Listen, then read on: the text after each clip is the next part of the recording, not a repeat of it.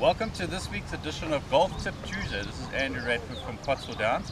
Today I'm joined by Ross, who's our golf director at Cotswold. Today we're going to be talking about the rule changes in 2019 which come into effect from the 1st of January. I've got the two rule books in my hand. If we look at the old rule book, which is 231 pages, came out in 2016.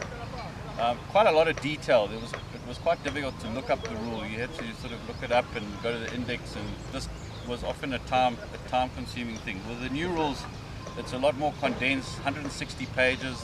It's quite a lot easier to look up the rule, and it focuses to you as a player. So it's very much relevant to the rules that you need as a player on the golf course. I'm going to hand over to Ross. Today we're going to be talking about a few rules on the putting green, and then going forward we're going to be talking about some more rules going forward in the next 3 weeks. So over to you, Ross. Thanks, Andrew. Right, everybody, there are 9 major rules changes that you have to be aware of for 2019. As Andrew said, we're going to focus on the first 3 are going to be on the putting green. We're going to do 3 every week up until the end of the year, and hopefully you guys will have a more rounded knowledge of the new rules coming in. Most of the rules changes have been centered around pace of play. It's also outdated rules that have been changed because of so many different variations of the rules that have come into the game, and we're going to talk through, like I said, 3 of those today, all regarding the putting green. So the first one, and this situation arose in the 2016 US Open with Dustin Johnson, is regarding your marker and your ball on the green. Previously, if I went down to mark my ball and I moved my ball with my marker or with my hand or any part of my equipment, it would be a 2-shot penalty. Now, or even if I went to remark my ball and I moved my marker, same story, would be a 2-shot penalty.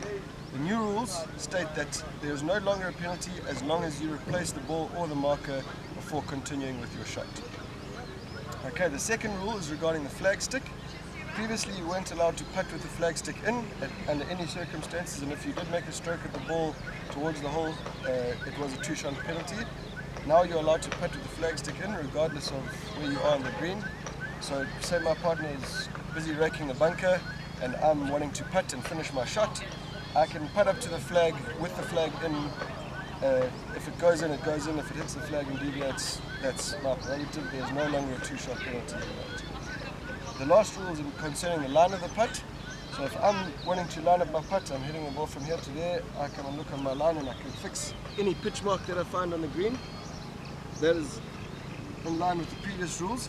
Now what I can do is I can assess any mark on my line, including spike marks or anything that is hopefully going to deviate the ball on its line to the hole, and I'm allowed to fix those, and I'm allowed to touch the line with my hand or any part of my equipment. As long as I'm not severely improving my line, then there's no longer a penalty.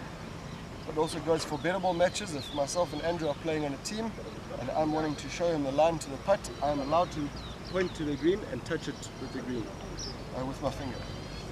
This is to alleviate things like the caddy touching the green by mistake with the flag and situations such as this. Like I said, most of these rules are for pace of play, and we hope that they help you guys get through your round okay. Till next time, happy golfing. Back to you, Andrew. Thanks, Ross. So going forward, we're going to be discussing some of the rules, as Ross mentioned, over the next 3 weeks, and that'll give you a better idea as it applies to Cotswold Downs particularly. If you need any queries, contact me, the details below.